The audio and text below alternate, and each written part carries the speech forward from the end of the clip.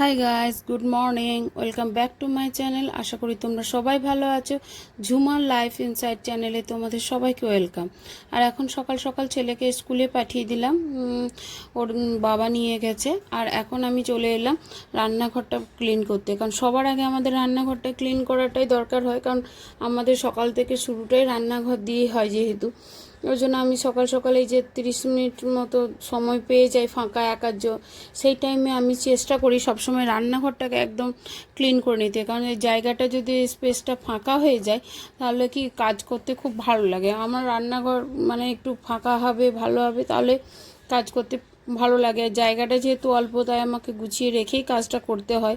ওই জন্য সকাল সকাল আমি সবার প্রথমে এগুলো করি। তাছাড়া টিফিন যখন ছেলেকে বানিয়ে দিই বা ওকে রেডি খাওয়া দাওয়া সমস্ত করে দিতে হয়, তখন কিন্তু আর গুছিয়ে কাজ করা যায় না। তখন ওই স্ল্যাপের মধ্যে যা আছে সমস্ত কিছু নামিয়েই কাজগুলো করে নিই। আর এই গতকালের ধোয়া বাসনগুলোও ছিল, তারপর বোতল টোতল সমস্ত কিছু ছিল, সেগুলোকে সব ক্লিন করে জায়গাটা ফাঁকা করে নিলাম, তাতে কি কাজ করতে সুবিধা হয়। আর তাছাড়া আমি এই গ্যাস ওভেনটাও কিন্তু সকাল সকাল একটু ন্যাকড়া দিয়ে মুছে নিই, কারণ কি ওই রাত্রেবেলায় পোকা মাকড় বুলিয়েছে, সেগুলো আলগা আলগাভাবে ছেলেকে কোনো রকম সকালে উঠে টিফিনটা বানিয়ে দিয়েছি। এবার আমি একবার ভালো করে কিচেনটা নিট অ্যান্ড ক্লিন করে পরিষ্কার পরিচ্ছন্ন করে নিয়ে তারপর আমি অন্য কাজে লাগি। কারণ আর এইদিকে আমি বাসি কাপড়টা ছেড়ে দিয়েছি, কাঁচা হয়ে গেছে। কারণ সকাল উঠে আমি বাসি কাপড়টা ছেড়ে দেওয়ার চেষ্টা করি, তাহলে সব কিছু কাজ করা যায়। আর গতকাল যে কাপড় জামাগুলো বিকেল দিকে শুকায়নি, আমি কিছু কিছু দেরি হয়ে গেছিলো মেলতে, সেইগুলো এখন রোদ উঠেছে বলে আমি কাপড় জামাগুলো মেলে দিলাম। কিন্তু বাইরে মেঘও করেছে প্রচণ্ড, জানি না কত দূর কী শুকাবে, আবার হয়তো তুলে নিতে হবে। ওই জন্য আমি চেষ্টা করলাম যে তাড়াতাড়ি কাপড়গুলো মেলে দিই। আর এখন চলে এসেছি বেডটা ক্লিন করতে, কারণ সকালে যদি ঘরটা তাড়াতাড়ি ক্লিন করে না হয় এই টাইমে, তাহলে বাকি কাজগুলো খুব তাড়াতাড়ি হয়ে যায়। ঘরটা যদি আগোছালো পড়ে থাকে তখন রান্নাতেও অতটা মন বসে না, মনে হয় ঘরটা অগোছালো, কখন রান্না করব, এই একটা ঝামেলা বা মনের একটা টেনশনে কাজ করে। ঘরটা যদি ক্লিন হয়ে একদম টিপটপ হয়ে থাকে, মনটাও খুব ভালো লাগে, পজিটিভ এনার্জিও আসে নিজের মধ্যে। আর হ্যাঁ, একটা মনের মধ্যে স্যাটিসফ্যাকশন আসে যে হ্যাঁ, আমি খুব সুন্দর করে ঘরটা গুছিয়ে টেছিয়ে পরিষ্কার পরিচ্ছন্ন করে রেখে দিয়েছি। বা বাইরে থেকে কেউ যদি বাড়িতে ঢোকে তাহলেও অসুবিধা লাগে না, লোকের কাছে মানে অস্বস্তিতে পড়তে হয় না। তাই কাজগুলো করে টোরে তারপরে আমি রান্না বান্না বেশিরভাগ দিন শুরু করি। যদি কোনো দিন খুব তাড়া থাকে সেদিন হয়তো রান্নাটা করে তারপর কাজগুলো শুরু করি। আর এই যে স্টাডি টেবিলটা এখন একবার গুছিয়ে নিলাম, কারণ ওই ল্যাপটপটা ফাঁকা পড়ে থাকলে কি ডাস্ট টাস্ট ঢুকবে, কভার দিয়ে দিই। ওর হয়তো সকালবেলার সময় হয় না, কারণ রাত পর্যন্ত পড়ে কোনো রকম লাগিয়ে শুয়ে পড়ে, আর সকালে তো স্কুলে চলে যায়। আর কোনো জিনিস না ছড়িয়ে ছিটিয়ে থাকলে আমার একদম পছন্দ লাগে না। জায়গা অল্প, তার মধ্যে ছড়িয়ে ছিটিয়ে রাখাটা আমি একেবারেই পছন্দ করি না। আমার কাছে একটু ক্লিন থাকবে ঘর দুয়ার, খুব মানে টিপটপ নিট অ্যান্ড ক্লিন থাকবে, তাহলে আমার কিন্তু ভালো লাগে। তাতে যতটাই দেরি হোক না কেন আমি ওগুলো গুছাবো, তারপর মানে নিজেকে রেস্ট নিই। এটা আমার একটা স্বভাবের মধ্যে বলতে পারো, যে আমি কোনো রকম আগোছালোভাবে ঘর দুয়ার রাখতে পারি না। আর এই ঘরটাতে কেউ শোই না, তবু তো ঘরটা গুছাতেই হবে। আর এই ঘরটা আমার একটু মানে জিনিসে ভর্তি থাকে, কারণ ঘর তো ছোটো, আর তোমার দাদাভাই যে বিজনেসের কিছু কিছু মাল থাকে ওগুলো ঘরের মধ্যে কিছু কিছু রাখতে হয়, দোকানে সব রাখা যায় না, কিছু কিছু ঘরে ওর প্রয়োজনে রাখতে হয়। তাই এই যে পেটিগুলো ওইভাবেই থেকে যায়, কিছু করারও নেই, জায়গা অল্প। আর আমার ইচ্ছা আছে একটা, মানে প্রথমেই তো ইচ্ছা ছিল একটা বড় ফ্ল্যাট নেওয়ার, আর এখানেই যেহেতু থাকার ইচ্ছা ছিল, তাই আমি কিন্তু কোনো বড় ফ্ল্যাট এখানে আর পাইনি, তখন সব অলরেডি বুক হয়ে গেছিলো।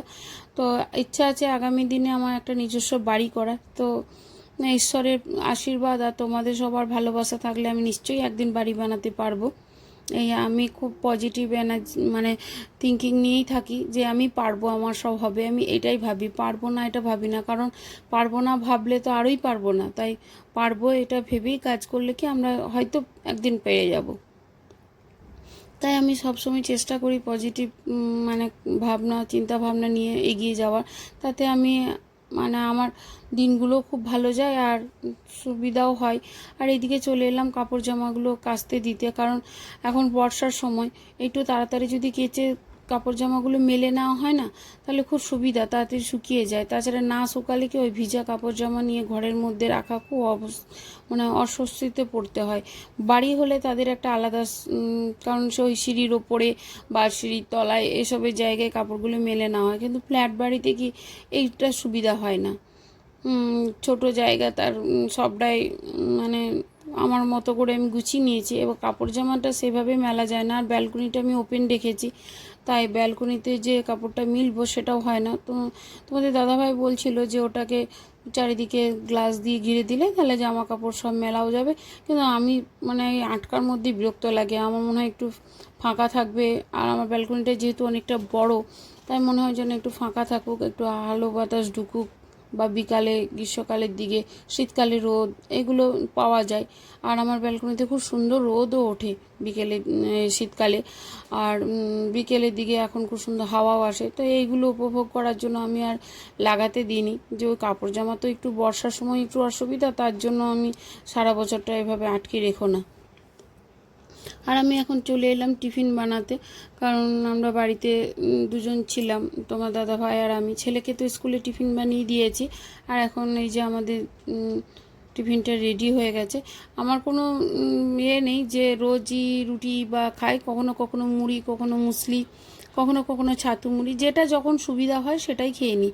আর যেহেতু ছেলেকে স্কুলে পাঠিয়েছিলাম, টিফিন রেডি করাই হয়েছিল, তখন তোমাদের দাদা ভাই তো মুড়ি খেতে পারে না, ওই জন্য ওর বানাই দেয়, আমিও বানিয়ে নিলাম একসাথে খেতে। তাই আর এখন চলে এলাম ওই রান্নার কাজে, কারণ একটু তাড়া ছিল রান্নাটা, ও তার সকাল সকাল খেয়ে বেরোবে বলে তাড়াহুড়ো করে রান্নাটা করছিলাম। আজ যেহেতু বৃহস্পতিবার, আজকে আমরা বাড়িতে নিরামিষ খাই, তাই ওই ঝিঙে আলুর পোস্ত বানিয়েছিলাম, আর একটু কচু দিয়ে মুগের ডাল বানিয়েছিলাম, আর আমরা চাটনি, আর ওই মুসুর ডালের বড়া, এটাই বানিয়েছিলাম। আর আজকে তোমাদের দাদাভাই আমার লক্ষ্মী পুজো করে দিচ্ছে। আমার বাড়ির নারায়ণ আমার লক্ষ্মী পুজো করছে, কারণ আমরা মেয়েরা যদি লক্ষ্মী হই তাহলে ছেলেরা তো অবশ্যই নারায়ণ। তাই আমি বলেছি যে আজকে আমার নারায়ণই আমার লক্ষ্মী পুজো করে দেবে। তো তোমার দাদাভাইকে বললাম আমার একটু প্রবলেম ছিল পুজো দেওয়ার জন্য। ও এমনি দৈনন্দিন যে পুজোগুলো হয় মোটামুটি আমার যদি তাড়া থাকে তাহলে ও দিয়ে দেয়, কিন্তু লক্ষ্মী পুজোটা একটা ছোটোখাটো মানে ছোটো ছোটো অনেক ব্যাপার থাকে তো, যেগুলো অতটা বুঝে উঠতে পারে না, তার জন্য ওই লক্ষ্মী পুজোটা দেয় না। কিন্তু আজকে যেহেতু কিছু করার নেই, আমাদের বাড়িতে তো আর কেউ নেই, ছেলে পারবেও না, আর স্কুলে গেছে, আর যেহেতু ও আর আমি, তাই ওকে দিয়েই করাচ্ছি। ওকে আমি বলে বলে দিয়ে দিই, বাকিটাও করে নেয়। আর এই বেসিক যেগুলো সেগুলো তো ও জানেই, শুধু ওই ঘরটা কিভাবে করতে হবে না হবে এগুলো বলে দিতে হয়, তাহলে ও মোটামুটি পেরে যায়। তাছাড়া ওর কাজও খুব সুন্দর, নিট অ্যান্ড ক্লিন, ও খুব মানে ক্লিনভাবেই কাজগুলো করে, বেশি বলতে হয় না, একটু বললেই ও বাকিটা গুছিয়ে করে নেয়। আর আমার বাবার বাড়িতে যেন তো লক্ষ্মী পূজা নেই, তো এই যে লক্ষ্মী পূজা ঘট পুজোতে হয় সেটা আমার বাবার বাড়িতে নেই। আমার বাবার বাড়িতে মহেশ্বর প্রতিষ্ঠিত, তাই তারা ওই মহেশ্বরী পুজোই করে। কারণ লক্ষ্মী পুজোটা হয়তো কোনো রকম কিছু ওদের বাধা এসেছিল, তাই ওরা করে না। ওদের ওই কোজাগরির দিনে যে লক্ষ্মী পূজাটা হয় সেটাই করে, আর বাকি ঘট পেতে এটা হয় না। এটা আমার শ্বশুরবাড়ির প্রথা অনুযায়ী আমি করি। আমার শ্বশুরবাড়িতে আমার শাশুড়ি মা করতেন, আর সেই লক্ষ্মীনারায়ণে আমাকে দিয়েছিলেন, ঘরটাও আমাকে দিয়েছিলেন, তাই আমি তখন থেকে পুজো করি। কিন্তু আমি অত সব নিয়মকানুন জানি না, কারণ ওই কিছু বছর পরে আমার শাশুড়ি মা মারা গিয়েছিল, আর তার মধ্যে আমি ছোট ছিলাম, মানে ছেলে ছোট ছিল, এই ছেলে নিয়ে বাবার বাড়ি চলে যেতাম আসতাম করে, সেই সুযোগটা হয়নি প্রপার জেনে নেওয়াটা। ওই বেসিক যেটুকু নিয়ম সেটুকু দিয়ে আমি করি। আর তাছাড়া এই ফ্ল্যাটে দিদিরা আর সবাই যেভাবে করে লোকে মুখে শুনে যেটুকু পারি সেইভাবেই আমি করি, কারণ আমি অত সব নিয়ম অতটা জানি না, যেহেতু আমার মা জানতো না, তাই আমিও অতটা জানি না। তো এইভাবে যেটুকু পারি সেটুকুই করি, আর সেটাই তোমার দাদাভাইকে আমি বলে বলে দিচ্ছিলাম, ও সেইভাবেই করে নিচ্ছিল। তো ও করে দেয়, সেটা বলবো না যে ও করে দেয় না। হয়তো ছেলেরা তো একটু বারবার একটা কথা দুবার বললে হয়তো বিরক্ত হয়, বা আমরা একটু খুঁজ ধরলে বিরক্ত হয়, কিন্তু ও ঠাকুরের প্রতি ওর একটু ভক্তি শ্রদ্ধা বেশি, তাই করেও দেয়। আর এদিকে দেখো ততক্ষণে আমার রান্নাটাও কমপ্লিট হয়ে গেছে, আর শুধু চাটনিটা হলেই হয়ে যাবে। খুব টেনশনে থাকি, কারণ খেয়ে যাবে তো, কোনো একটা আইটেম না দিতে পারলে খারাপ লাগে যে আমরা খেলাম ওর জন্য বানাতে পারলাম না, তাই চেষ্টা করি সবটা গুছিয়ে ওকে খেতে দেওয়ার। আর এদিকে পুজোটাও ভালো করে মানে তাড়াতাড়ি করে নিচ্ছে ও। ওরও তাড়া ছিল বেরোবে, কিন্তু তার মধ্যেই করে নিল। আমি অন্যদিন বৃহস্পতিবারে লক্ষ্মী পুজোটা আমিই করি, আজকে যেহেতু পাবো না তাই ও করে দিল। তো পুজোটা যদি তোমাদের ভালো লেগে থাকে অবশ্যই কমেন্টে জানিও কেমন করে তোমাদের দাদাভাই পুজো দিয়েছে, তোমাদের ভালো লেগেছে কিনা তোমাদের দাদাভাইয়ের পুজো দেওয়া, সেটা কমেন্টে অবশ্যই জানিও। তোমাদের পজিটিভ মানে কমেন্টগুলো আমাকে পজিটিভ এনার্জি দেবে। আর যারা যারা আমাকে পজিটিভ কমেন্টের মধ্যে করেছো তাদেরকে অসংখ্য ধন্যবাদ আমাকে পজিটিভ এনার্জি দেওয়ার জন্য বা আমাকে উৎসাহিত করার জন্য। তো আর যারা যারা আমার চ্যানেলটিতে নতুন এখন তারা অবশ্যই সাবস্ক্রাইব করে দিয়ে যেও, আর লাইক কমেন্ট করো, কমেন্টের মাধ্যমে জানিও আমার ভিডিওটি তোমাদের কেমন লেগেছে। আর যারা অলরেডি সাবস্ক্রাইব করে রেখেছো তাদেরকে সত্যি ধন্যবাদ, তারা যেন আমার সারা জীবন বন্ধু থেকো এই কামনাই করি। আর অবশ্যই কমেন্টে জানিও যে আমি ঠিকঠাক কতটা ভিডিওটা মানে আজকের ভিডিওটা তোমাদের কতটা ভালো লাগলো, ঠিকঠাক পুজোটা হয়েছে কি না। তোমাদের সঙ্গে আবার দেখা হবে নেক্সট একটি ব্লগে সুন্দরভাবে। ঈশ্বর ততক্ষণ তোমাদের সবার মঙ্গল করুক, সবাই সুস্থ থাকো এই কামনা করি। আর আবার আমিও যেন একটা সুস্থ সুন্দর জীবন নিয়ে সুন্দর ব্লগ নিয়ে তোমাদের কাছে হাজির হতে পারি, সেটাই তোমরাও আমাকে মানে আশীর্বাদ করো, যারা বড় তারা আশীর্বাদ করো। আর দেখা হবে নেক্সট ব্লগে।